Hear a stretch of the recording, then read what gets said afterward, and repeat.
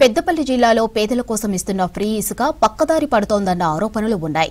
పేదల కోసం మంచి ఉద్దేశంతో ఫ్రీ ఇసుక ఇస్తుంటే కొంతమంది ఇసుక సరఫరా పేరుతో అనుమతులు తీసుకుని ఇష్టానుసారంగా ట్రిప్పులు వేస్తున్నారు. దీంతో ప్రభుత్వం వందల కోట్ల రూపాయలు నష్టపోతుంది. ఇక అధికారుల పర్యవేక్షణ లేకపోవడం, రికార్డులు మెయింటైన్ చేయకపోవడంతో ఈ పరిస్థితి ఉందంటున్నారు స్థానికులు.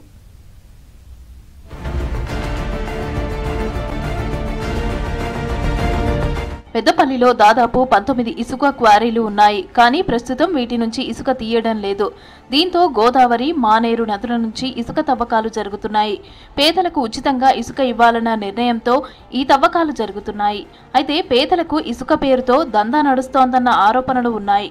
అనుమతుల్లో లొసుగులను వాడుకొని హైదరాబాద్తో పాటు ఇతర నగరాలకు కూడా ఇసుకను తరలిస్తున్నారని స్థానికులు విమర్శిస్తున్నారు. స్పీడ్ వేగం అతివేగం ఉంటుంది. చాలా మంది కాళ్ళు పోయినాయి, చాలా మంది చనిపోయి వాళ్ళ బిడ్డల్లో కొట్టుమిట్టాడుతున్నారు. కాబట్టి వీటన్నింటినీ దృష్టిలో పెట్టుకొని ఏదైతే ప్రభుత్వం మళ్ళీ ఇసుక నిబంధనలు కేవలం జియో నెంబర్ 15 ఆఫ్ క్లాస్ 3 ప్రకారంగా మైనింగ్ మినరల్ యాక్ట్ జియో ప్రకారంగా అక్కడ ఇచ్చింది ఓన్లీ స్థానిక అవసరాల కోసం మాత్రమే క్లాస్ 3 ప్రకారంగా లోకల్ నెసెసిటీ మాత్రమే ఇసుక తీయాలని ఇచ్చిండ్రు. కానీ ఆ కాన్సెప్ట్తోని వల్ల హైదరాబాద్ మొత్తం పరిసర ప్రాంతాలు, హైదరాబాదు, విజయవాడ అటువంటి అక్కడికి కూడా తరలించిన లారీల ద్వారా తరలించిన పరిస్థితి ఉంది. కాబట్టి ఓన్లీ స్థానిక అవసరాల మట్టుకే ఇసుక తీసుకునే పరిస్థితి ఉండాలి తప్ప ఎట్టి పరిస్థితుల్లో కూడా ఈ ఇసుకను మళ్ళీ లారీల ద్వారా ఉపయోగించి మరి లారీల ద్వారా తీసుకొచ్చి మరి ఇసుకను తరలించడం వల్ల రైతులు, భూగర్భ జలాలు పూర్తిగా అడుగుంటాయి.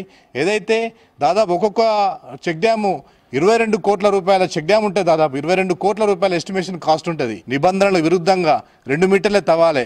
ఒక్కొక్కసారి దాదాపు 10 మీటర్లు తవ్విన దాఖలాలు ఉన్నాయి. ఎవరు మానిటరింగ్ చేయరు, ఎవరి కంట్రోల్లో ఉండదు. అటువంటి పరిస్థితి కూడా ఇసుక తీయకుండా జాగ్రత్త పడాలి. మరి ప్రభుత్వం కూడా పునరుద్ధరించాలి. ఇటువంటి మళ్ళీ అధికారులు చెకింగ్ చేయమని చెప్పి ఆర్డర్స్ వచ్చినాయి.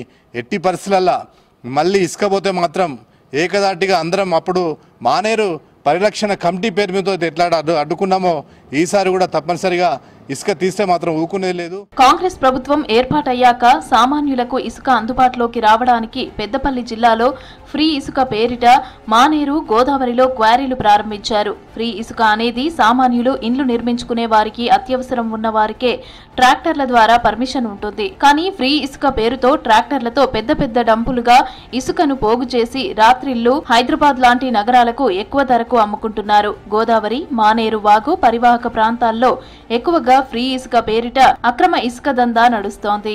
ఇటీవల కాలంలో చూస్తా ఉన్నాం, ఇసుక మాఫియా అని చాలా పెట్టలేకపోతా ఉన్నది. మరి ఏదైతే గృహ అవసరాలకు మాత్రమే ఇసుకని ప్రభుత్వం అనుమతి ఇవ్వాలి, కానీ ఇప్పుడు ఇసుక మాఫియా రెచ్చిపోయి ఏదైతే ఇసుక లారీలు కానివ్వండి, ఆటోలు హైదరాబాద్ వంటి ప్రాంతాలకు తరలించి ఇసుకని మరి తోడేస్తా ఉన్నారు. పెద్దపల్లి జిల్లాలో గతంలో 19 ఇసుక క్వారీలు ఉండేవి. అందులో గత 2 నెలల వరకు మంతని మండలం, అడవిసోమన్పల్లి, ముత్తారం మండలం, ఖమ్మంపల్లి ఈ 2 ఇసుక క్వారీలు మాత్రమే అధికారికంగా నడిచాయి. ఇవి కూడా ప్రస్తుతం నడవట్లేదు.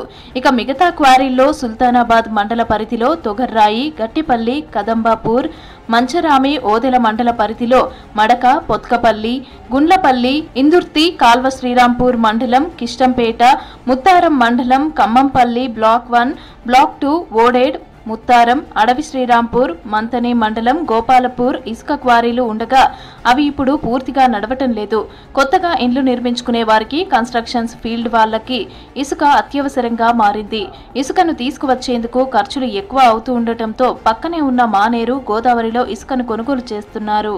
ఎటువంటి పరిస్థితుల్లో హైదరాబాద్కి ఇక్కడి నుంచి ఇసుక తరలించొద్దు అని మేము డిమాండ్ చేస్తున్నాము. ఇలాగిట్ట మీరు తరలించి చేస్తే సంబంధిత అధికారులకు ఇటువంటి విన్నపం చేసుకుంటాం. అంతేకాకుండా వీళ్ళు ఏ విధంగా ఇసుక చౌర్యం చేస్తున్నారంటే అక్కడున్న ట్రాక్టర్లతోని ఒడ్డుకు ఉపయోగించి ఒడ్డు కాంచెల్లి 100 ట్రాక్టర్లు రోజు 100 ట్రాక్టర్లు ఆ మానేరు ఒడ్డుకే పోపించి అక్కడనే డంపింగ్ చేసి లారీల తరలిస్తున్నారు.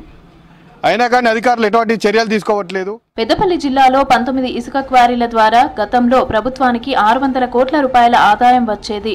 గత ఏడాది నుంచి ఇసుక క్వారీలు బంద్ చేయడంతో ఆ ఆదాయం లేకుండా పోయింది.